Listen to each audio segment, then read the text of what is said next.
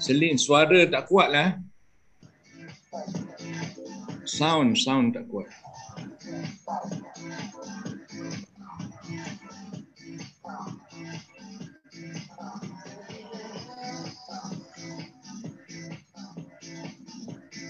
Okey tak? Sikit lagi. Tak apa. Nanti pulang sana okey, sudah okey ya. suara okey. Cantik, suara okey.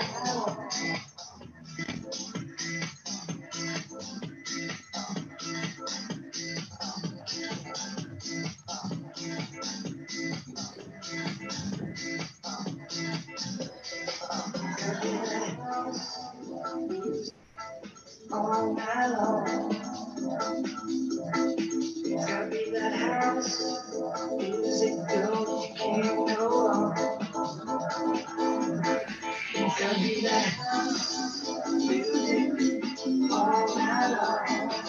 It's gotta be that house music, girl, you can't go wrong.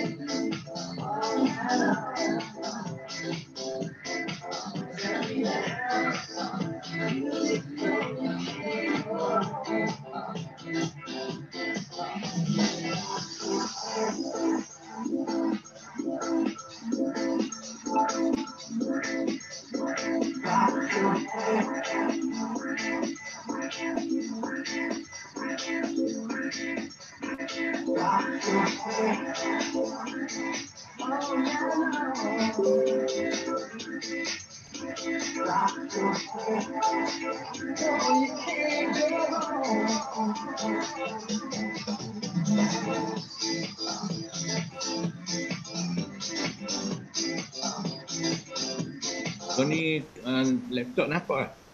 Kau laptop. Ya.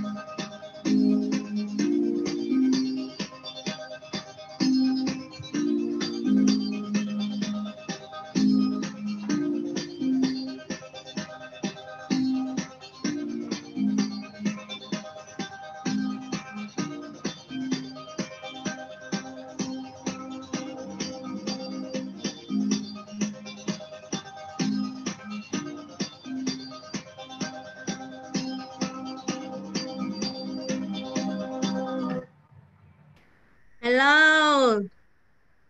Selamat pagi semua. Dengar saya punya suara tak? Okey. Okey, kita ada sedikit masa lagi. You all boleh telefon jemput kawan-kawan anda masuk ambil ilmu bersama Pro. Okey. Saya nak berkenalkan diri saya sendiri. Saya ialah Sharon dari Kota Baru. Hari ini sangat bertuah boleh menjadi MC pada hari ini.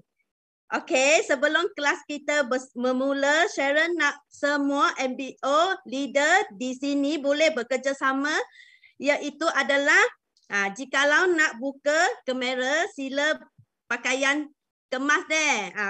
Kemas dan jangan conteng slide speaker ya. Nanti speaker nak cakap best jadi kita jangan conteng. Boleh bersediakan pen, buku nota untuk membuat cetak. Jadi pasal sekarang hari ini sangat-sangat banyak Prof nak bagi kita ilmu. Jadi okey, sekarang saya nak berkenalkan sedikit tentang latar belakang speaker pada hari ini. Okey. Beliau berasal dari Pasir Putih, Kelantan. Beliau join Forever pada bulan November 2013 sejak 2014 sampai 2020. Pro juga qualifier 6 kali. Qualifier sebagai Eagle Manager. Walaupun beliau sangat sibuk dengan urusan klinik, Pro urusan klinik, Prof. Profesor Aziz Pakar Deputis, Ketua Penyelidik Pekan Klinikal dan juga sebagai pesarah pakar berubatan masyarakat Universiti Sains Malaysia USM, Kubangkaian Kelantan.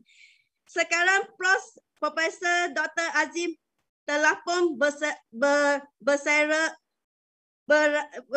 dari perkhidmatan Hospital USM dan tumpuan sepenuh untuk perkhidmatan kepada masyarakat di klinik rawatan beliau di Kubangkaian, Kelantan.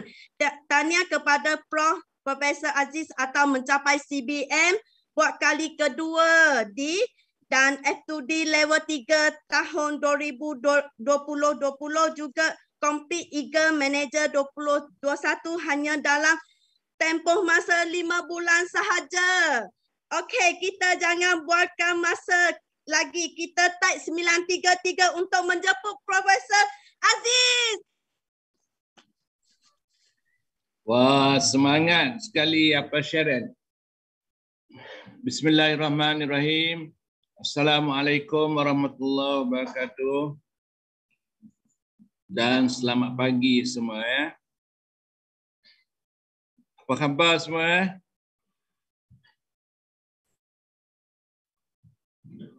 Okey, jadi seperti yang kita tahu pada hari ini saya akan bercakap tentang elak penyakit jantung dan stroke ya. Pada hari ini sebelum tu kita ada 266 orang, 268. Seperti yang dinyatakan oleh Sharon sebagai host. Sebelum itu marilah kita bagi tepukan yang paling gemuruh untuk Sharon sebagai MC pada hari ini. Tahniah Sharon ya. Okey, jadi untuk hari ini kita akan bercakap tentang sakit jantung dan stroke. Ya, kita tahu bahawa sekarang ni orang yang meninggal dengan mengejut ni sangat banyak. Sangat banyak sekali yang meninggal secara mengejut. Jadi, mengapa ini adalah sakit jantung? Jadi kalau kita tengok di Malaysia ni, yang penyakit jantung ni merupakan penyebab utama kematian. Penyebab utama kematian sudah beberapa tahun dah. Sakit jantung ni penyebab utama kematian. Penyebab yang kedua adalah sakit paru-paru, yang ketiga adalah stroke. Jadi hari ini kita nak bincang iaitu sakit jantung dan stroke, apa punca dia dan juga macam mana nak atasi masalah ini. Dan kematian ni, sakit jantung ni bukan sahaja di Malaysia. Trend begitu, di tempat lain pun macam tu juga. Seluruh dunia tengok, ini adalah penyebab utama kematian di seluruh dunia ni, sakit jantung juga. Nombor 2 stroke. Jadi ini masalah seluruh dunia tentang sakit jantung, kita tahu. Jadi sekarang ni pasal apa ini berlaku? Jadi perkara pertama sekali apabila berkaitan dengan jantung, kita kena tahu jantung tu kat mana kan. Nah, ini adalah kedudukan jantung di dalam badan kita. Dia duduk di dada, di antara payudara lah, tengah macam tu. Itu kedudukan jantung. Yang nampak merah ni, kalau tengok dalam slide saya, yang nampak merah ni adalah salur darah yang nak daripada jantung tu nak keluar. Yang biru ni adalah salur darah yang nak masuk ke jantung. Ya, ini dia ada jantung ni, dia ada 4 bilik. Yang biru tu darah daripada badan apa semua sekali akan masuk ke jantung, dia panggil right atrium. Lepas tu pergi pada left ventricle. Daripada ventricle tu darah ni yang tak ada oksigen ni pergi ke paru-paru. Sampai paru-paru dia akan bertukar masuk oksigen, jadi darah tu merah lah, warna ada kandungan oksigen. Ya. Jadi itulah dia keadaan jantung. Jadi jantung ni paling penting sekali, antara organ yang penting lah di dalam badan kita. Dan sekali jantung pump, dia akan siapa tahu berapa banyak ataupun berapa kali jantung ni bergerak dalam seminit. Seminit berapa? Dalam seminit lebih kurang average-nya 72 kali. Ini kita panggil nadi lah, kita periksa nadi kan, itu average-nya 72. Dan satu hari jantung ni berdenyut sebanyak 100,000 kali. Dan dia pump darah lebih kurang dalam 2000 ml sehari. Jadi okey. Itu jantung. Dan kita bercakap hari ini bukan saja jantung dan juga salur darah. Salur darah ni kemana kalau ada blok di mana-mana, sama ada kalau salur darah ni blok di kat kepala, dia akan kena stroke. Kalau blok di kat jantung sendiri, dia akan apa yang kita panggil, dia akan menyebabkan serangan jantung. Dan kalau dia blok di kaki, di mana-mana kaki, dia akan jadi gangren, kaki kena potong. Kalau bloknya di buah pinggang, merosakkan buah pinggang. Jadi siapa tahu berapa panjang salur darah kita di seluruh badan, termasuk arteri, vein, kapilari. Dia vena ni ataupun vein ni adalah salur darah yang membawa darah tanpa oksigen. Arteri ni yang warna merah tu adalah salur darah yang membawa oksigen. Jadi yang halus sekali ni kapilari dia panggil. Jadi kalau kita campur salur darah yang bawa oksigen ataupun arteri campur dengan vena, salur darah yang membawa yang tanpa oksigen, campur dengan kapilari, dia punya panjang lebih kurang 60,000 batu panjang dia. Maksudnya apa, kalau kita keliling dunia, 60,000 batu panjang ni 2 kali kita boleh round dunia dengan sepanjang itu. Itu nak tunjuknya betapa panjangnya salur darah dalam badan kita. Okay. Ini average kan. Kalau kita nak tahu jantung kita ni sihat tak sihat, salah satu cara adalah dengan kita nak mengukur, dia panggil ECG, electrocardiogram. Ini bentuk ECG ya.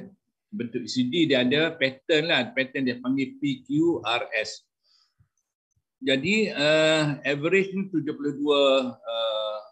beat per minit. Kemudian yang penting sekali ada kita melihat pattern macam inilah, kita nak tahu kalau kita tengok pergi hospital kan, kita tengok monitor dia tu, dia akan ini dia panggil ECG. Yang atas sekali tu adalah pulse rate beat per minute. Kemudian dia ada lagi tekanan darah, systolic, tekanan darah diastolic. Kemudian dia ada yang bawah sekali ni, yang ni adalah kadar pernafasan. Average-nya kadar pernafasan seseorang itu 16 kali dalam 1 minit. Itu average. Sebelum tu saya ucapkan selamat datang pada semua rakan-rakan yang ada dalam sesi kita pada petang ini, termasuk Haniah Ismail, dan Saleh Muhammad, Cising, Jumadil Ani dan lain-lain. Ya. Jadi apakah jenis penyakit-penyakit jantung yang biasa berlaku? Yang pertama kita panggil coronary heart disease, CHD, coronary heart disease. Yang kedua ialah angina ataupun serangan jantung. Angina tu kalau sekejap, kalau lama tu dia panggil heart attack, myocardial infarction.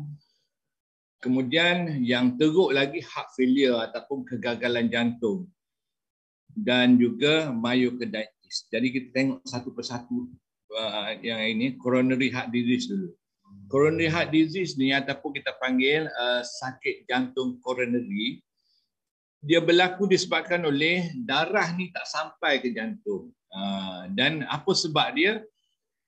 Penyebab utama ialah kita panggil atherosclerosis, di mana salur darah arteri tadi, dia menjadi keras disebabkan oleh dia bermula dengan inflammation atau keradangan pada salur darah tu. Jadi apabila dia bermula dengan keradangan pada salur darah, kemudian kolesterol pula tinggi, jadi sel-sel darah tadi dia boleh melekat kat situ dan akhirnya menjadi poin untuk dia ni menarik lagi banyak sel-sel darah dan menyebabkan lagi pengumpulan sel-sel lemak di situ, dan akhirnya dia akan menyebabkan salur darah itu menjadi keras, dan apabila tekanan darah meningkat akhirnya boleh menyebabkan sumbatan pada salur darah di bahagian jantung. Apabila salur darah jantung dia akan jadi rasa sakit dada lah, itu kita panggil atherosclerosis.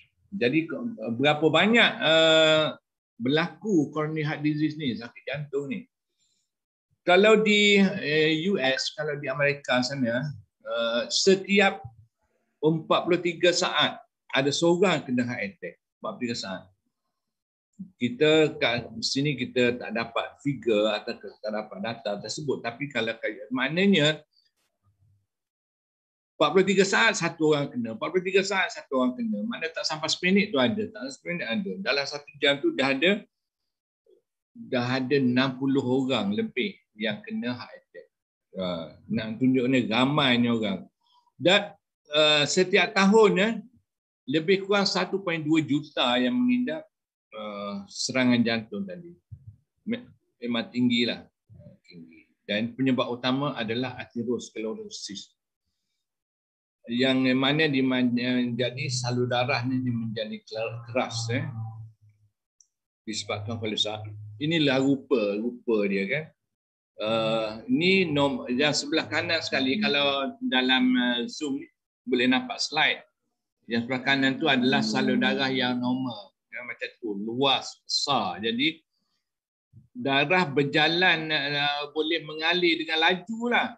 Kemudian apa yang berlaku apabila dia bermula dengan inflammation? Itu sebabnya tuan-tuan dan puan-puan, itu sebabnya penting sekali kita makan antioksidan supaya tidak berlaku inflammation ataupun tidak berlaku keradangan pada salur darah. Dia bermula dengan keradangan. Ini penting untuk kita ambil suplemen, untuk kita ambil antioksidan supaya tidak berlaku keradangan dan tidak dia tidak bermula dengan keradangan, dan akhirnya keradangan ini akan menyebab pengumpulan sel-sel darah pada salur darah tersebut. Dan akhirnya dia menjadi besar sampai dia tersumbat. Kalau tersumbat betul, maknanya darah langsung tak boleh nak mengalir, ini menyebabkan serangan jantung. Kalau dia complete block, dia tak boleh nak buat apa, kena buat bypass, coronary artery bypass, maknanya kena potong sebahagian tu, kena buang, ganti dengan salur darah yang baru. Kalau sumbatan dia tidak 100%, masih lagi berat, itu kita boleh bubuh stent ataupun boleh buat sesuatu lah supaya salur darah ni boleh lagi membesar balik. Ini rupa nampak. Jadi kalau salur darah tu blok ataupun tersumbat pada satu bahagian di jantung, itu menyebabkan jantung tu warna hitam. Warna hitam tu maksudnya jantung tu sudah mati dah. Sel darah kat situ sudah mati. Jadi apabila sudah mati, jadi kalau setakat kita mengharapkan pada ubat, dia tak boleh apa-apa. Jadi itu sebabnya saya lebih suka buat selain daripada ubat, kita guna cara lain menggunakan mesin. Nanti saya akan sebut sekali lagi. Kita guna apa kita panggil mesin ECP untuk membantu meningkatkan balik penyertaan darah. Jalan ni daripada dalam Facebook tu, Nora Yusuf bagi tahu Sacha Inti Oil, RTC daripada Forever, dan juga minyak zaitun, habatus sauda, jalan kaki, berpeluh. Jadi itu adalah antara lah macam mana kita nak mengelakkan daripada berlakunya inflammation pada salur darah tadi. Itu ya. Ini jadi proses yang sama sebenarnya yang berlaku di jantung. Proses yang sama sebenarnya berlaku di salur darah di kepala. Dan kepala kita dia berlaku macam tu juga. Jadi apabila proses yang sama berlaku di salur darah dan kepala, itu menyebabkan salur darah di kepala ada dua kemungkinan. Yang pertamanya dia tersumbat dan darah tak boleh pergi, menyebabkan dia panggil infark. Ataupun sel di dalam otak tu boleh mati sebahagiannya. Itu 80%. Stroke ni disebabkan oleh itu, disebabkan oleh sumbatan pada salur darah di kepala. 20% lagi yang berlaku disebabkan oleh tekanan darah tinggi. Jadi apabila tekanan darah tinggi menyebabkan salur darah di kepala ni boleh pecah begitu saja, dan itu juga menyebabkan stroke. Inilah yang berlaku. Ini saya dah bagi tahu itulah kan, RTC ni ataupun omega 3 ini dia mengandungi omega 3 dan omega 9. Ini sebenarnya yang membantu mengurangkan sumbatan tadi disebabkan oleh kolesterol yang tinggi. Macam mana ini boleh berlaku? Ini kan disebabkan oleh tingginya kandungan EPA dan juga DHA, dan dia boleh meningkatkan imuniti tadi. Okay, inilah dia salur darah. Salah satu lagi cara untuk meningkatkan salur darah tadi dia membuka dengan besar adalah dengan adanya apa kita panggil nitrite oxide. Nitrite oxide ni dia boleh membuka salur darah tersebut besar. Ni macam ni kan. Ini adalah sayang biasa. Jadi apabila kita mengambil bahan-bahan yang mengandungi nitrite oxide ni, dia boleh menyebabkan salur darah tu boleh membesar macam tu. Jadi apakah dia bahan yang mengandungi nitrite oxide ni adalah inilah dia. Peranan nitrite oxide ni dia boleh membuka ni. Dia dilate blood vessel ataupun membuka salur darah. Kemudian dia boleh mengurangkan platelet ataupun sel-sel platelet ni daripada menggupal sesama sendiri. Jadi bila menggupal sesama sendiri ini menyebabkan darah tu tersumbat. Jadi sebenarnya yang lebih baik adalah menggunakan bahan yang mengandungi nitrite oxide ni untuk melebarkan ataupun membesarkan salur darah. Jadi kalau kita setakat bagi ubat yang mencairkan darah ini, sebenarnya dia tidak seperti kita bagi bahan yang mengandungi nitrite oxide. Okey ya, lagi apa dia lagi? Juga dia mengurangkan mengurangkan proses oxidation daripada sel-sel kolesterol jahat LDL ni. Dan juga proses benda lain lagi lah, dia mengurangkan monocyte. Jadi ini kebaikan nitrite oxide. Jadi nitroxide ni jauh lebih baik daripada ubat mencair darah. Tapi tuan-tuan dan puan-puan tahu ke tidak? Apa asal dia ubat cair darah ni? Tahu ke tidak? Sebelum saya terus, saya nak tanya. Boleh tak kalau tuan-tuan tahu, tulis kat ruangan chat tu, apa dia asalnya ubat cair darah ni? Saya nak tahu. Yang Facebook tu, Nora tahu tak? Apa asalnya ubat cair darah ni? Warfarin. Apa dia asal dia? Dia tak tahu, ramai tak tahu. Okey. Asalnya sebenarnya tuan-tuan dan puan-puan racun tikus tau. Ubat cair darah ni adalah racun tikus yang amat berbahaya. Jadi dulu sebenarnya ubat warfarin ni dibuat sebenarnya racun tikus. Jadi nak tunjukkan betapa bahayanya ubat racun tikus ni. Kalau tikus ni yang makan ubat ni kan, dia dah mati kan. Tikus ni dah mati. Kalau gagak ni pergi makan tikus yang dah mati tu, gagak tu pun boleh mati.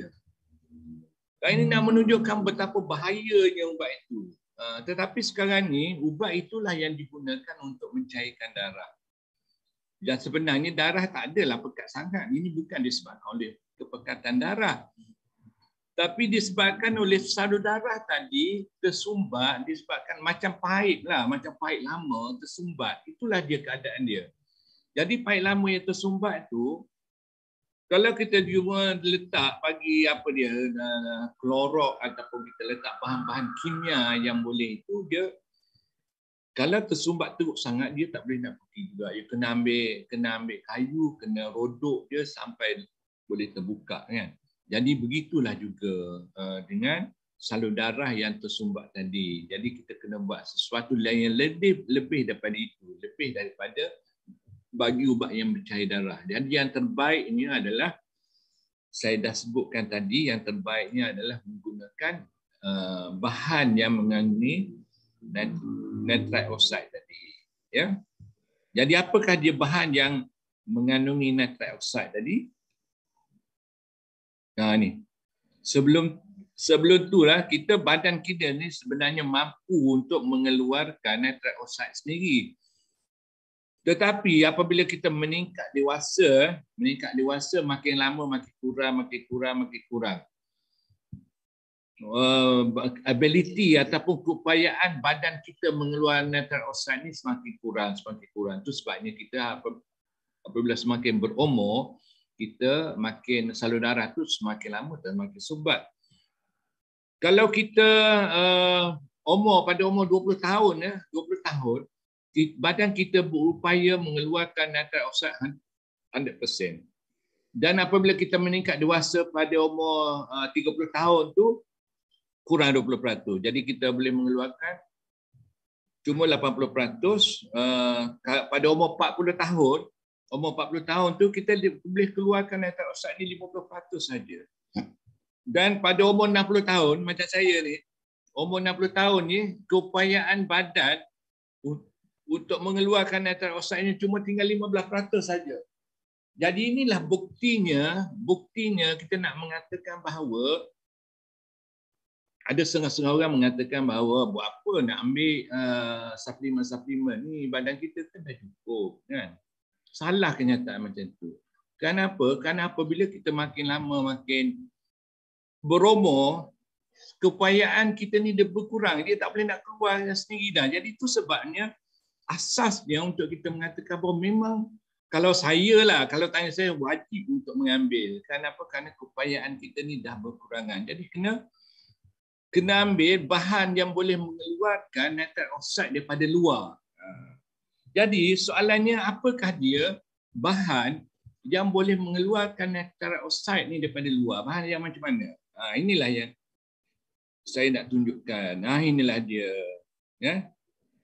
Iaitu L-arginin, bahan yang boleh mengeluarkan arginin. Ya. Arginin ini adalah ataupun kalau produk daripada Forever ni kita panggil RG+. RG+. Dia boleh mengeluarkan L-arginin dengan banyak sekali. Dan inilah sebenarnya saya telah buat market survey, survey nak tahu apakah produk-produk yang mengeluarkan L-arginine yang banyak sekali. Sebab apa? Dia L-arginine ini keluar daripada berries, pokok buah-buah berries, blueberries, blackberries dan lain-lain berries lah. Yang ini dia boleh mengeluarkan satu sachet itu dia boleh menghasilkan 5 gram L-arginine. Terbanyak dalam market, tak ada yang boleh mengeluarkan L-arginine sebanyak itu. Ini yang terbanyaklah. Jadi kalau kita nak dapatkan sesuatu yang baik, kita dapatkan sesuatu yang boleh memberi, beri impak pada diri kita. Ini ada satu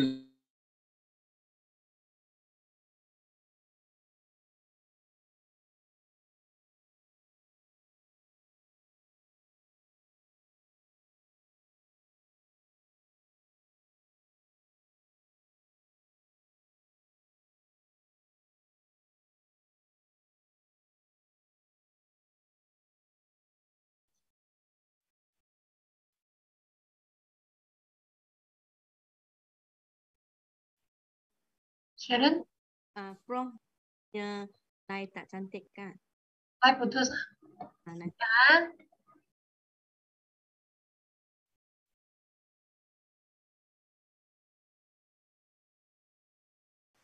Ya.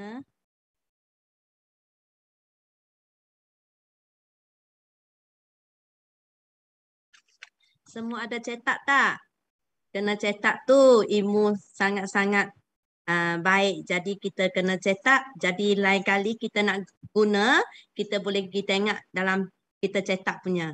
Kalau kita tak tulis, kita jadi tak ingat nak apa. Jadi kita jumpa prospek, kita sendiri ke, keluarga kita ke, prospek ke, kita boleh share bagi kawan-kawan.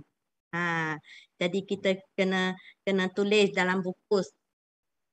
Kejap ya. Hujan ke?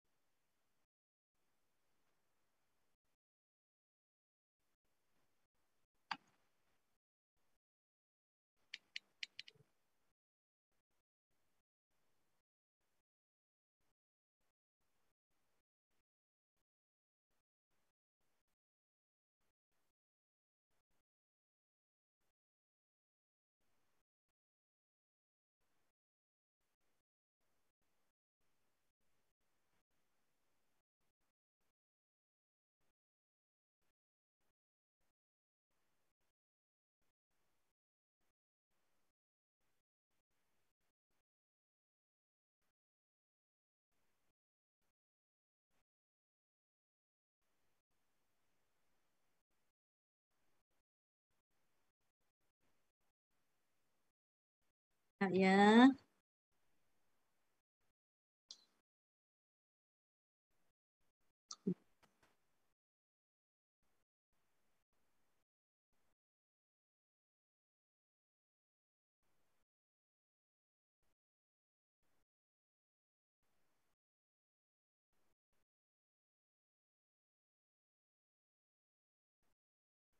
Sansian,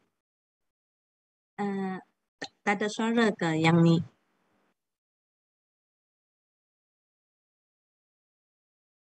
Kejap, saya tengok live.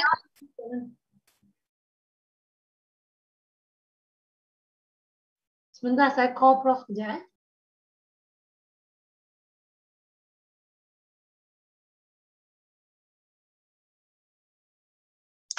Kita kena ingat kita punya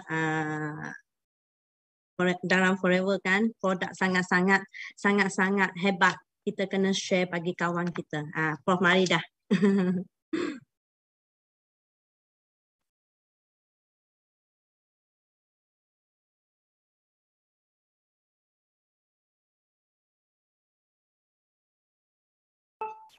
Okey, Prof, buka suara. okey dapat. Saya putus. Okey boleh Boleh. Sambung. Okey, jadi saya sambung baliklah. Kita berhenti tadi setakat myocarditis. Myocarditis ni adalah satu keadaan di mana berlaku keradangan pada jantung. Kita dah sebut tadi kan, apa yang banyak saya sebut tadi adalah berkenaan dengan macam mana kita nak bukakan salur darah tu dengan banyak kita mengambil bahan-bahan yang mengandungi L-arginin. Jadi L-arginin ni kat mana nak dapat? Daripada berries. Jadi ambillah berries yang sudah ada kan. Okey, kemudian saya sebut juga pasal myocarditis. Myocarditis ni keadaan di mana ni. Ya, saya share. Nampak Okey, ni myocarditis ni adalah hubungan dengan vaksin sekarang ni. Ni ada masalah jugaklah disebabkan oleh bukan kita nak kata kita ni anti vaksin, anti vax, tetapi ini adalah dilaporkan di dalam jurnal-jurnal perubatan di luar negara bahawa ramai remaja-remaja yang mengambil vaksin, terutamanya mRNA vaksin ni, dan mereka ni berakhir dengan keadaan myocarditis ataupun keradangan pada jantung dan boleh menyebabkan kematian ataupun boleh menyebabkan keradangan yang teruk sehingga dia perlu dirawat di hospital. Seperti berlaku seorang remaja di Singapura, kerajaan membayar pampasan pada dia dalam 240,000 disebabkan oleh benda ni berlaku. Okey, ni myocarditis. Ya ni. Di UK ni 7 orang remaja di UK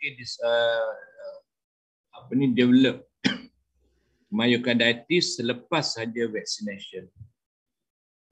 Okey. Apa berlaku? Okey. Ini adalah apa yang berlaku kepada myocarditis di kalangan remaja tadilah. Dia berlaku sebaik saja diberi vaksin. Okey. Ini mungkin boleh berlaku. Dan myocarditis ni dia memang itulah. Okey. Yang ketiga, yang pertama tadi kita dah sebut kepada heart attack, yang kedua tadi myocarditis, yang ketiga heart failure ataupun kegagalan jantung ataupun lemah jantung. Bahasa mudahnya kita panggil lemah jantung. Jadi lemah jantung ni kan saya kata jantung ni dia akan pump sebanyak berapa? Average-nya 72 kali. 72 kali seminit dia pump macam ni. Dalam keadaan-keadaan tertentu apabila sumbatan ni terlalu banyak, salur darah ni terlalu banyak tersumbat, dia tak boleh nak pump. Jadi dia pump, jadi lama-lama dia akan lemah. Lemah sebab dia dah guna tenaga banyak saking lemah, dan apabila jantung tu lemah, dia tak boleh nak pump dengan banyak, ini menyebabkan air berkumpul, ya. Dan akhirnya menyebabkan air di paru-paru pun ada. Dia panggil pulmonary edema. Jadi dalam keadaan macam tu dia tak boleh nak tidur melentang. Tak tidur melentang dia akan semput. Jadi dia terpaksa tidur sambil duduk. Macam inilah. Kalau dia melentang dia akan semput. Dia akan lelah. Kenapa? Kerana terlalu banyak air. Jadi inilah yang berlaku, dan ini biasanya berlaku ni komplikasi daripada serangan jantung tadi. Ini dia panggil, kalau kita dengar pun beza. Kalau kita dengar paru-paru dia pun, paru-paru dia ada air, dan jantung dia ni bengkak. Kalau kita buat X-ray dia akan nampak bengkak lah jantung dia. Ini dia panggil heart failure. Jadi heart failure ni akhirnya menyebabkan apa tanda-tanda dia? Tanda-tanda dia orang akan semput, shortness of breath ni semput. Lepas tu tak boleh nak fokus, letih sangat, confused. Kemudian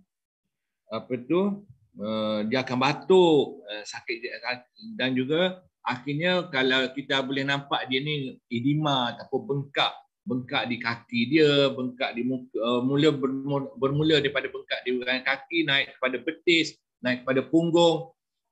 kadang-kadang dia punya skrotum, dia punya batu pun bengkak, kemaluan dia ni bengkak dan akhirnya pergi kepada muka. Jadi itulah disebabkan oleh kandungan air yang berlebihan, dia tak boleh dipam dah.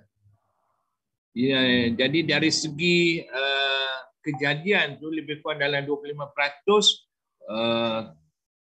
25% daripada lelaki yang pernah kena heart attack tu akan kena lemah jantung ni, dan daripada di kalangan wanita pula 45% daripada orang yang pernah kena serangan jantung tu akan berakhir dengan lemah jantung. Tu sebabnya saya lebih suka mereka-mereka ini yang pernah kena heart attack jangan semata-mata bergantung kepada ubat sahaja, kerana ubat ni dia tak boleh nak memulihkan keadaan.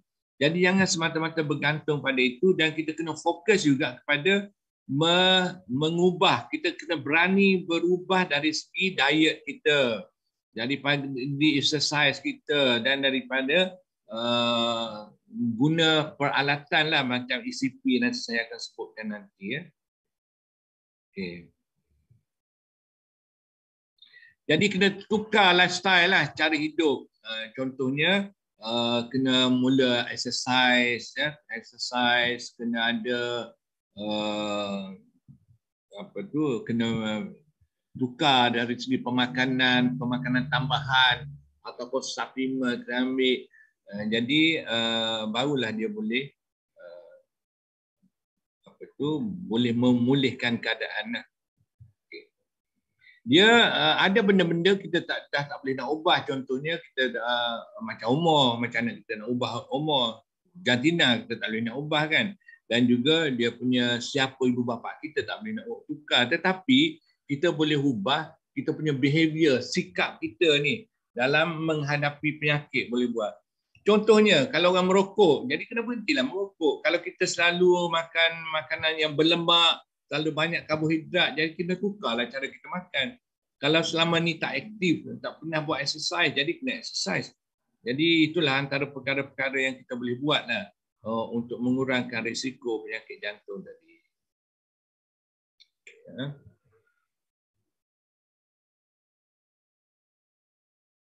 Okey, ni dah sebut tadi pasal aterosklerosis apa semua kan. Jadi tanda-tanda dia. Okay.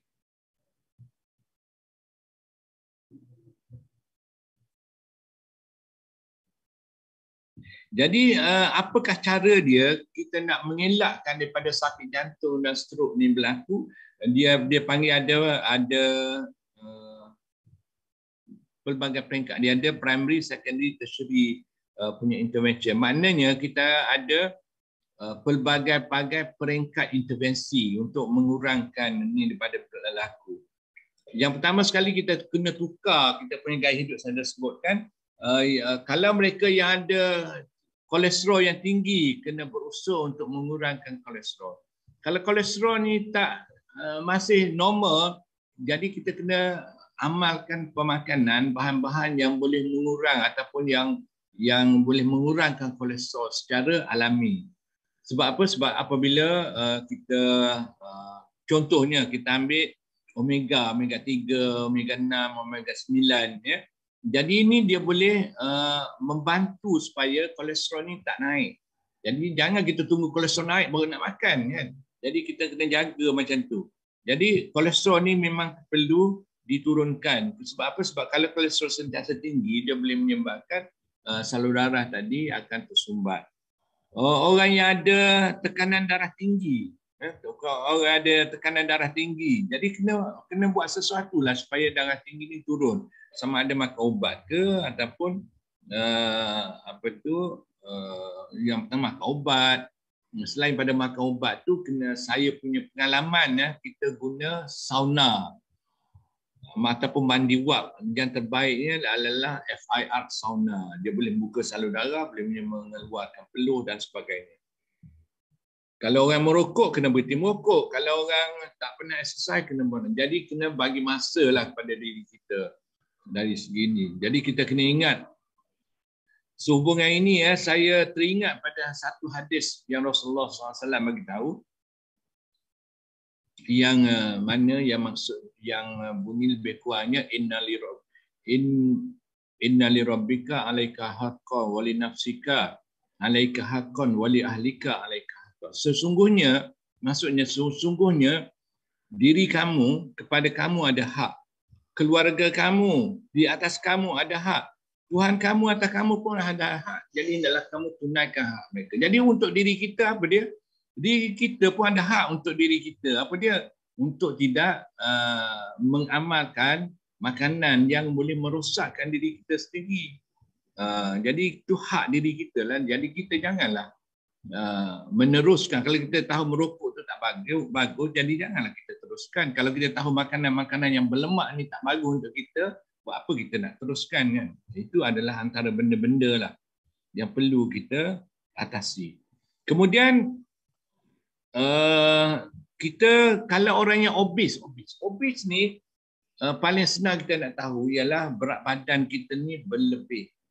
Kalau kita nak ukur dari segi BMI, kita pakai BMI, kita naknya BMI 23. Lebih pada 23 tu dah overweight. Kalau lebih pada 30 ni dia panggil obes. Jadi seboleh-bolehnya kita nak maintain berat kita ni adalah pada tahap BMI 23 sahaja. Jadi kalau kita tahu bahawa kita berada berat badan berlebihan, kita kena buat sesuatu supaya berat badan kita ni dalam kawalan balik. Ya, itu BMI. Okey. Jadi apa yang kita boleh buat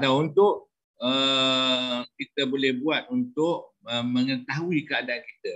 Itu yang pertama.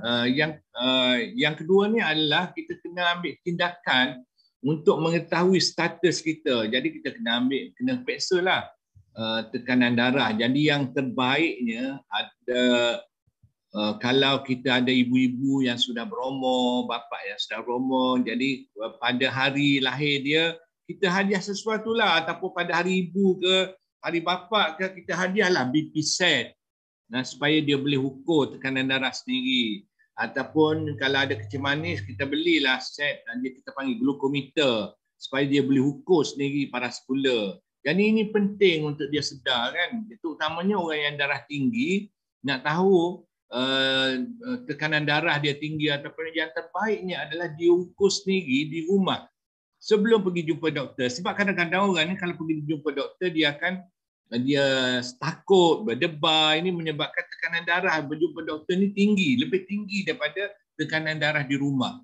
Nah, jadi kita ukur. Jadi kita hadiahkanlah kepada ibu bapa kita, ataupun kita hadiah pada diri kita sendiri, ataupun hadiah pada pasangan kita lah, untuk ataupun supaya kita dapat mengawal dia. Ya. Kemudian kita kena buat screening lah, kena pergi buat pemeriksaan darah. Ya, pemeriksaan darah. Banyak company-company yang bagi kupon ataupun bagi special rate untuk membuat pemeriksaan darah pada hari jadi. Jadi kita pun boleh buat macam tu. Kalau kita punya tu kan kita buat pemeriksaan darah. Kenapa? Kalau kolesterol ni dia tak ada tanda-tanda. Dia meningkat banyak mana, naik sampai 7-8 milimol per liter pun tak ada tanda-tanda. Kecuali kalau dia ni tinggi sangat, dia adalah nampak di bawah pada kelopak mata ni warna kuning ya. Kelopak mata ataupun sini nampak kuning itu bila kolesterol tinggi sangat ataupun keluarga dia memang tinggi kolesterol. Kalau tak tahu. Jadi macam mana nak tahu kolesterol tinggi? Kita kena buat pemeriksaan darah. Buat pemeriksaan darah baru tahu. Okey, yang ketiganya adalah kita buat pemeriksaan ECG. Kalau kita rasa ataupun kita rasa kita ni mungkin kena serangan jantung, buatlah ECG. Ya. Okey, saya nak baca satu soalan daripada Muhammad Hisham Osman ni. Dia bagi tahu saya bertahun-tahun bacaan LDL. LDL ni low density lipoprotein ataupun LDL ni kolesterol jahat lah. Tak boleh baca sebab triglyceride terlalu tinggi. Dah makan simvastatin, fenofibrate, diabetes dan pemakanan. Alhamdulillah dalam kawalan. Doktor yang rawat saya kata mungkin hyperlipidemia. Ya. Doktor rawat saya mungkin hyperlipidemia berkait dengan genetik. Sekarang saya ikhtiar, saya tak inti dan hepatitis sauda. Jadi Ini satu keadaan kita panggil hyperkolesterolemia, familial hyperkolesterolemia. Maksudnya dia makan tak banyak kolesterol. Dia makan tak banyak makanan yang berlemak. Tapi kolesterol dia masih tinggi. Ini berlaku dalam keluarga. Jadi biasanya yang berlaku ni semua keluarga dia ni kolesterol tinggi. Doktor amat tinggi. Amat tinggi dan dia ni tak berkait dengan makanan dia. Dia ini berlaku sebab genetik. Nah, jadi kalau genetik ni memang susah sikit, tetapi masih lagi boleh dikawal dengan kita mengawal dengan mengambil bahan-bahan natural seperti saya katakanlah omega 3, omega 6, omega 9. Kalau macam artik C itu dia ada omega 3 dan omega 9. Ada bahan seperti sakenci ni dia bagi omega 3, 6 dan 9. Dan lagi satu kita ada bahan yang campuran lagi baik, dia ada omega 3, omega 6, omega 7, omega 9. Seperti satu bahan yang saya gunakan sekarang ni, kita guna Sibactone ni untuk orang yang mengidap buah pinggang ni, kita ada omega 3, omega 6, omega 7 dan omega 9. Jadi itu boleh digunakan. Jadi nak ceritanya bahawa penting sekali kita buat pemeriksaan awal lah. Jadi dan kita buat ni pemeriksaan darah ni pemeriksaan yang betul lah. Kita jangan setakat pergi kat farmasi periksa di hujung jari. Ini tak tepat. Kenapa? Kerana apabila kita periksa di hujung jari, dia periksa total kolesterol sahaja. Dan kadang-kadang total kolesterol ni dia boleh jadi normal, tetapi yang menjadi masalahnya adalah kolesterol jahat, LDL. Kita tahu kolesterol dia ada 4 kan. Total kolesterol, ada LDL ataupun kolesterol jahat, ada kolesterol baik ataupun HDL, dan ada triglyceride. Kadang-kadang total kolesterol ni normal, tetapi yang menjadi masalah yang semakin besar daripada masalah orang muda yang kena stroke adalah disebabkan oleh LDL ni tinggi. LDL, kolesterol jahat ni tinggi. Jadi macam mana kita nak tahu? Tak ada cara lain melainkan kita kena ambil darah dan periksa. Sekurang-kurangnya kalau kita dah berumur 40 tahun ke atas, spendlah duit, keluarkanlah duit sikit. Tak sampai 200, mungkin dalam 120 sahaja untuk kita buat full medical check-up, nak periksa apa semua sekali itu. Okey. Ya. Jadi itu adalah perkara-perkara yang berkaitan dengan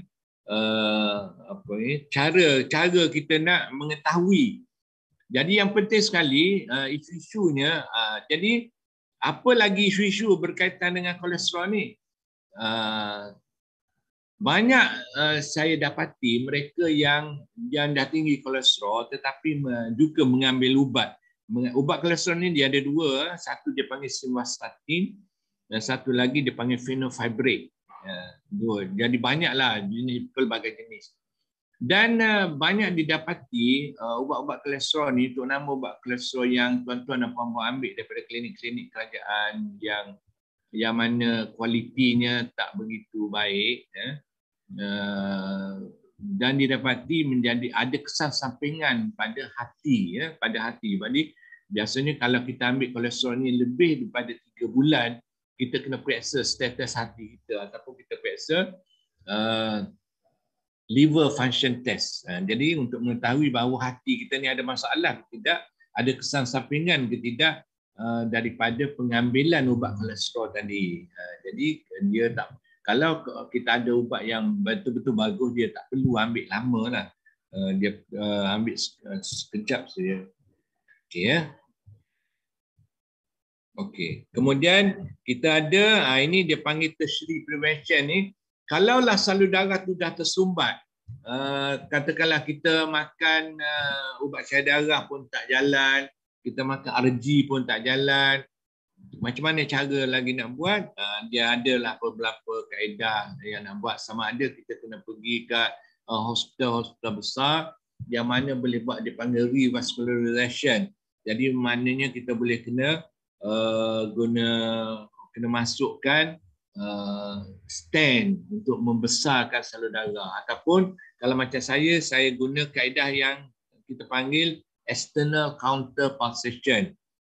Di mana ini saya akan tunjukkan macam mana external counter pulsation ni boleh membantu mereka yang mengidap sakit jantung macam ni dah. Tunjuk. Dia ni guna, ini adalah rupa ECG lah, macam tu. Jadi dia pump macam ni. Pump ni dengan kaedah pumping macam ni dia akan menyebabkan salur darah ni terbuka. Cumanya ECP ni tak boleh nak buat sekali lah.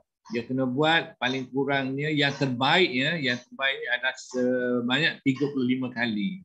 Ini adalah rawatan yang berkesan lah untuk membuka kembali salur darah tadi. Ini macam ni. Saya sendiri pun saya buat walaupun tak ada sembatan. Kita nak pastikan salur darah ni sentiasa terbuka dengan elok. Jadi saya buat ini secara regular dan ini akan membantu sebenarnya melancarkan perjalanan darah tadi. Jadi ini dia panggil ECP, external ataupun EECP ni enhanced external counter pulsation. Ini adalah satu kaedah non-invasive dia panggil. Maksudnya kalau ada salur darah tersumbat tu tak perlu buat bypass dan tak perlu buat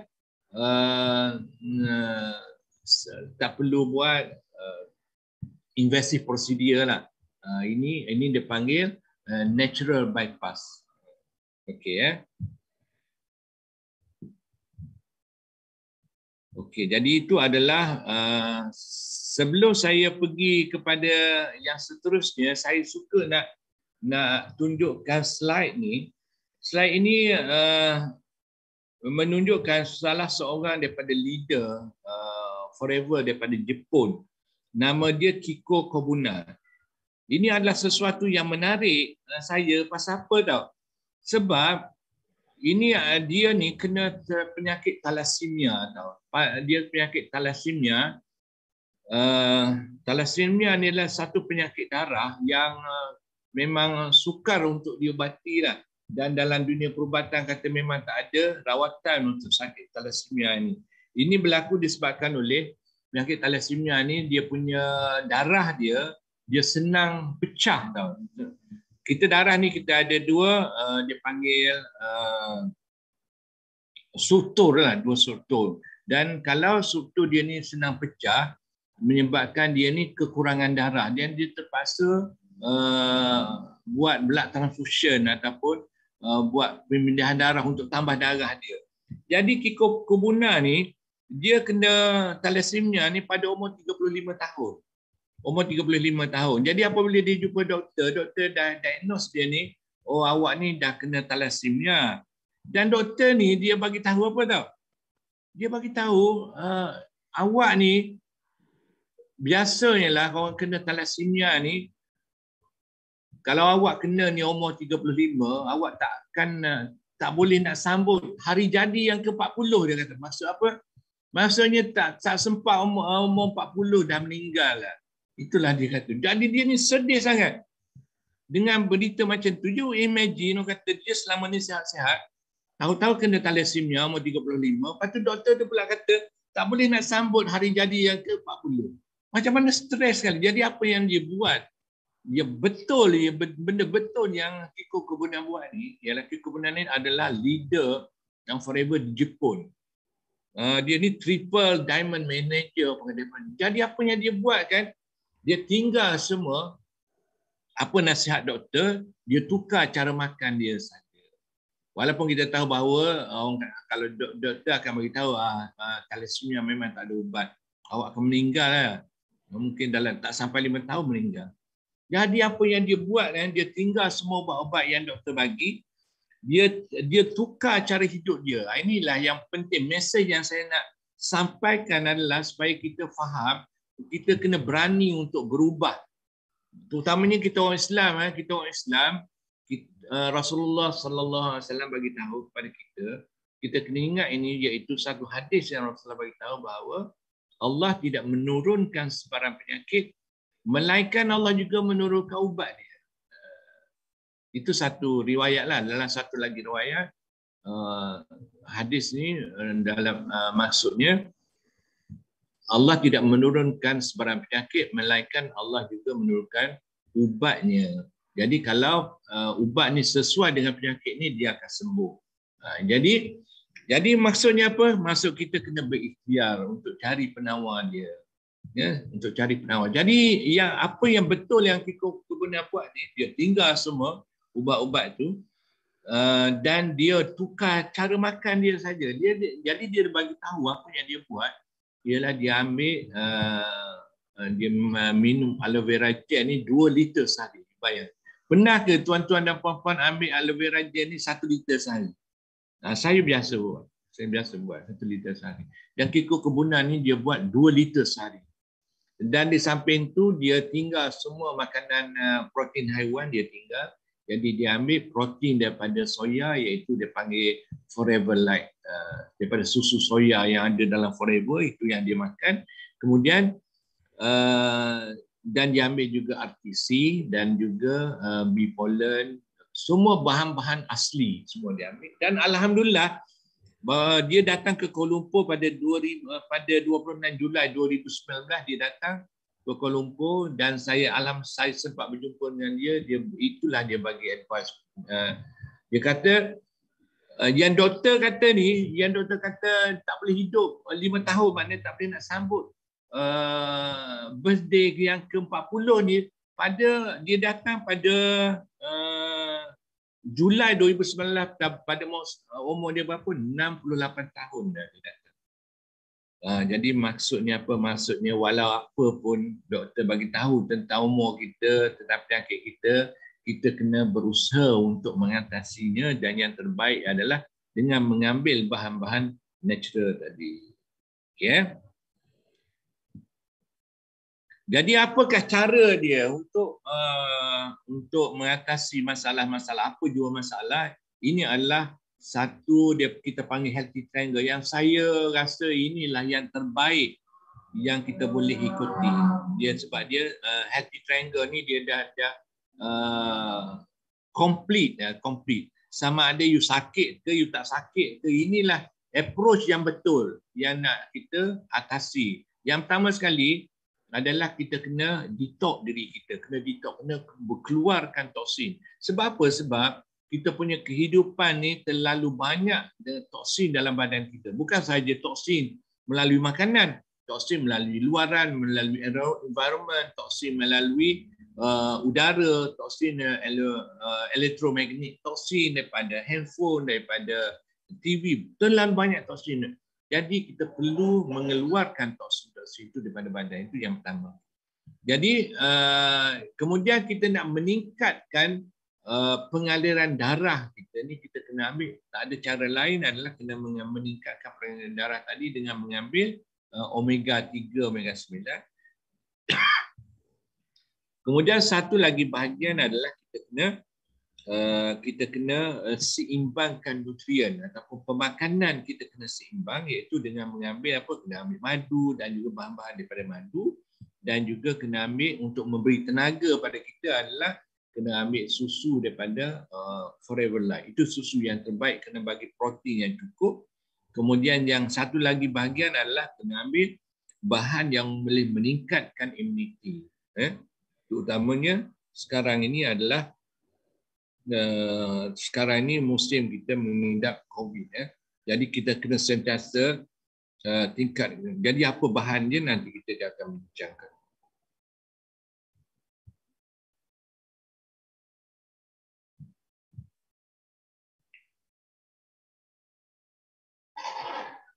Okey. Jadi mengapakah aloe vera ni bahan terbaik? Kerana dia mengandungi saponin. Saponin ni adalah seperti ejen pembersih semula jadi. Jadi ini untuk mengeluarkan toksin. Saya dapati ramai pesakit-pesakit, terutama yang sudah berumur lah. Yang sudah berumur, yang dia nampak dia makan ubat kan. Dapat makan ubat tetapi kencing manis dia tak terkawal. Makan ubat 3-4 jenis. Darah tinggi macam tu juga sampai 4 jenis. Darah tinggi dia. Makan ubat. Tetapi tekanan darah masih juga tinggi. Agaknya pasal apa berlaku?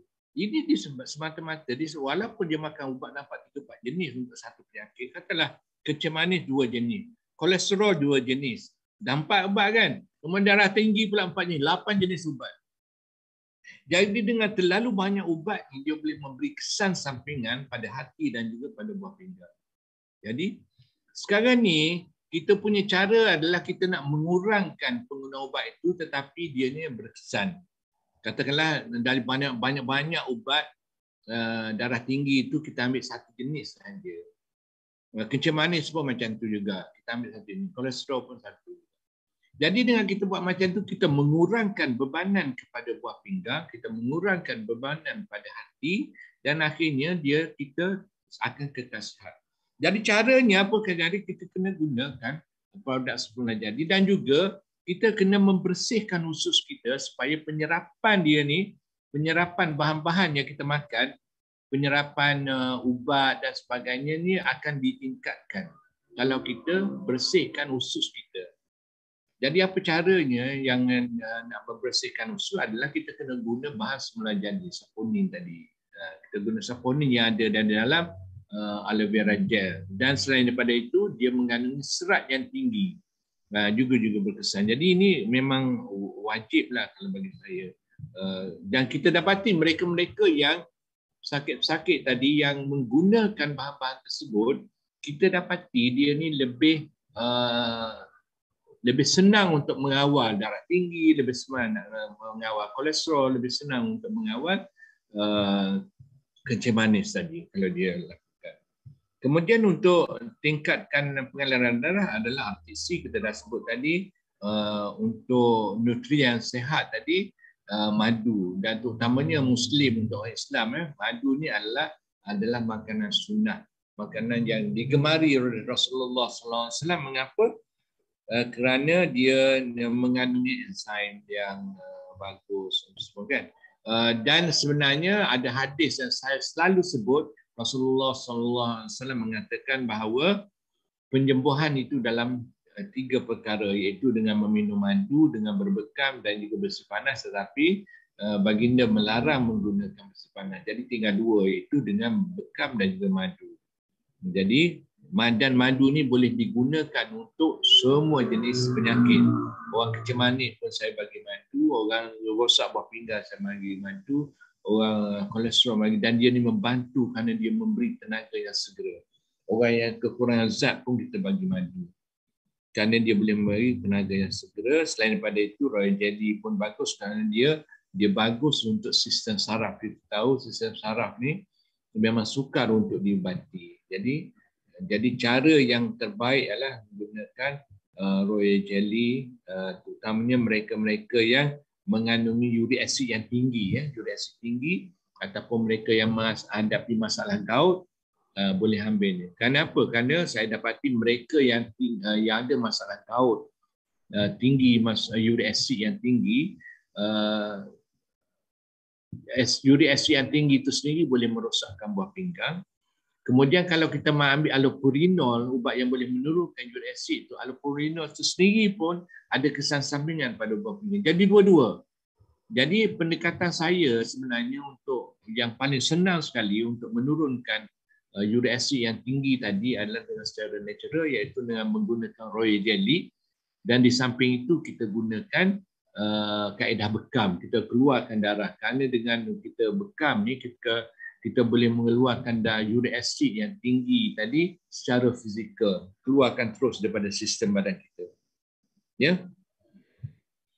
Okey, itu dan inilah yang kita kata ini cukup penting sekali lah untuk bagi tenaga, terutamanya orang yang mengurangkan berat badan dia ataupun orang yang menghadapi masalah buah pinggang. Kerana masalah buah pinggang ni saya selalu sebut, dan untuk makluman besok kita akan buat seminar elak dialisis. Maknanya saya jemputlah ramai-ramai ini untuk datang pada seminar saya, seminar elak dialisis. Macam mana orang yang dah ada mengalami masalah buah pinggang tadi, ataupun doktor dah suruh buat tapak ke, ataupun dah buat dialisis tu, tapi dia masih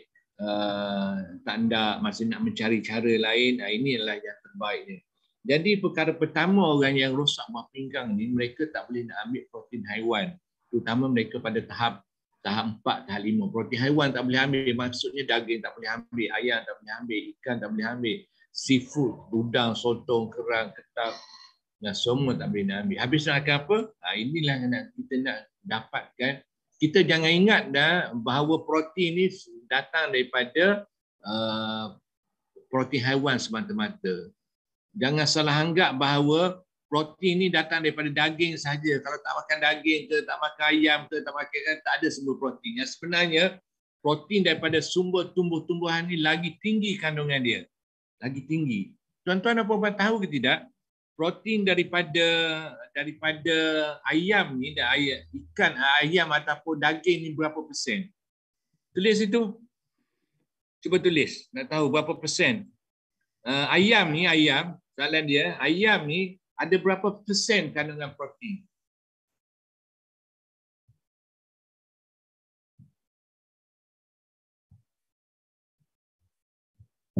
%20. Ramai tak tahu. Ayam ni dia kandungan daging, dia kandungan protein dia cuma 23% saja. 23%. Brokoli ni dia kandungan protein dia 45%. Maksudnya apa? Kandungan protein daripada brokoli ni lagi tinggi berbanding dengan kandungan protein dalam daging ataupun ayam daripada telur. Jadi jangan tuan-tuan fikir bahawa orang tak ambil ayam ke, tak ambil daging, tak ambil telur ni tak ada protein. Ramai orang salah anggap, termasuk doktor sendiri. Bila saya bagi tahu sakit saya bagi tahu, jangan makan. Kalau ni orang dah bocor buah pinggang, dah CKD, tahap 3, tahap 4, tahap 5, saya bagi tahu. Dia pergi jumpa dengan nutritionist, pakar pemakanan, dan juga kadang jumpa dengan doktor sendiri pun kat hospital. Bila dia cerita macam tu, dia orang boleh cakap, kalau tak makan daging, tak makan ayam, macam mana nak dapat protein? Dia boleh tanya macam tu. Ini saya berasa bengang sangat. Kenapa? Kerana dia bagi maklumat yang salah. Saya nak ingat bahawa protein daripada brokoli itu lagi tinggi. Protein, plant-based protein ni sebenarnya protein yang terbaik. Itu sebabnya saya nak suka sangat nak bagi mereka-mereka yang tak dapatkan protein daripada daging, daripada ayam ni, untuk ambil protein daripada Forever Light ni. Kenapa? Kerana protein yang dibagi itu memang cukup-cukup saja. Dia tak terlalu tinggi, tak terlalu. Satu serving dia bagi protein 15 gram saja. Tak tinggi sangat. Ya, jadi cukup-cukup lah. Itu sebabnya kalau orang nak kuruskan badan, ini adalah sumber protein yang terbaik. Ya. Soalan daripada Lee, uric acid tinggi boleh, ada uric acid tinggi boleh makan. Uric acid tinggi boleh makan yang mana ni? Forever Light je boleh, tak ada masalah. Dia tak tinggi uric acid.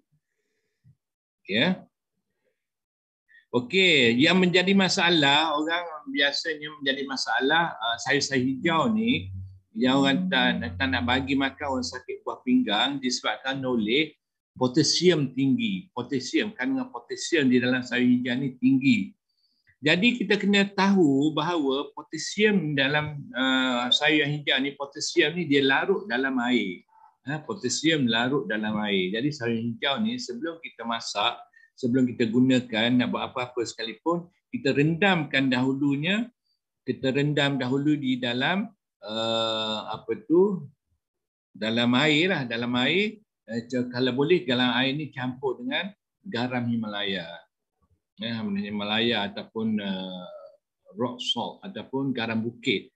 Jadi dengan sendirinya potasium ni sebab dia larut dalam air, dia akan dikeluarkan daripada tu, jadi kita boleh makanlah, dia tak ada masalah. Okey.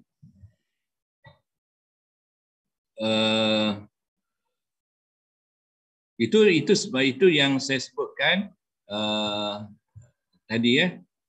Ini cukup penting sekali kerana protein penting untuk pertumbuhan sel yang sihat. Gula ringkas pun ada, glucofruktos tapi tak tinggilah. Yang penting sekali ialah kandungan dia ni, kombinasi vitamin. Dia ada A, ada C, ada D, ada E, B1, B6, B1, B6, B12 ni cukup penting untuk sel-sel saraf yang sihat. Kalau ada kebas badan itu disebabkan oleh saraf dia tak bagus. Jadi kita bagi suplemen, kita bagi ubat yang tinggi kandungan B6, B1, B6, B12 untuk saraf. Jadi dalam Forever Light tersendiri sudah ada tahu vitamin B1, B6, B12 ada. Dan dia ada mineral, dia panggil trace element. Trace element ni adalah mineral yang diperlukan oleh badan dalam kuantiti yang sedikit. Kalau dia tak ada, dia tak boleh. Contohnya kalsium kena ada, ferrum kena ada, fosfat kena ada, manganis kena ada, zinc ada, copper ada. Semua nak perlu ada, dan ini bahan-bahan ini tak dapat diperolehi. Mana badan kita tak boleh nak produce benda tu. Kita kena ambil daripada sumber luar. Jadi sumber luar yang dia ambil inilah daripada ini kita kena ambil. Mineral ni adalah dia penting untuk otot dan juga sistem saraf, dan juga dia mengandungi kromium juga untuk mengawal tahap gula dalam darah. Jadi walaupun dia manis, Forever Light ni dia manis. Tetapi dia manis dia ni dia tidak berbahaya. Jadi walaupun orang kecil manis masih boleh bagi. Dia tidak meningkatkan paras gula. Selamat datang kepada Roslina Mat daripada PD. Juga kepada Nurhayati Zabidin. Okey Itu dan juga ini untuk meningkatkan imuniti seseorang kena guna Pomastin. Pomastin ni dia punya bagusnya kerana dia campuran daripada pelbagai jenis bahan-bahan buah-buahan yang terbaik seperti delima, manggis, pear, raspberry, beri hitam, beri biru, ekstrak biji anggur. Jadi benda-benda ini yang mampu untuk melawan radikal bebas. Jadi banyaklah kandungan dia ni terbaiklah. Jadi ini dia kandungan, dan dia ni kalau kita tengok orek ni oxygen radical absorbent capacity. Ini adalah untuk mengukur paras antioksidan sesuatu. Jadi didapati, saya ambil contoh. Kalau kita kata saya nak ambil apple saja, apple ni tak sampai 1000 pun bacaan, tak sampai 100 pun bacaan orek dia. Ya, kalau nak ambil single ataupun satu bahan macam itulah, kalau kita nak bangga sangat kita order jus apple ke ataupun jus carrot ke, sebenarnya orang panggil tak ada value lah, tak ada value. Tapi dari kita ambil Nescafe daripada ambil Milo, baiklah ambil carrot juice. Tapi dari segi kandungan antioksidan yang tertinggi adalah lebih kurang 9,000 dia punya bacaan adalah kandungan dari kombinasi daripada Pomastin tadi paling tinggi. Jadi kalau orang pergi jumpa kita bagi tahu ini bagus ni, dia tinggi kandungan antioksidan. Jadi kita kena tanya dia lah, okey berapa bacaan dia. Kalau tak sampai 1000, jangan terimalah dakwaan dia. Kalau ataupun tak sampai 5,000. Kerana dia tak boleh membantu apa-apa. Okey, saya dah bersiaran selama 1 jam 16 minit. Jadi saya rasa saya nak saya nak berhenti di situ, dan saya nak buka kepada pertanyaan. Jovita Moduli. Ada siapa nak tanya? Sama ada boleh tulis kat ruangan chat ataupun boleh unmute. Okey, ini daripada Kuberan ya. Suami saya heart failure, doktor. Kata apa pun tak boleh buat. Apa advice? Heart failure, kita dah sebut ya, heart failure. Jadi kalau heart failure ni dia memang tak boleh buat apalah, dia berjalan 2 langkah pun dah semput.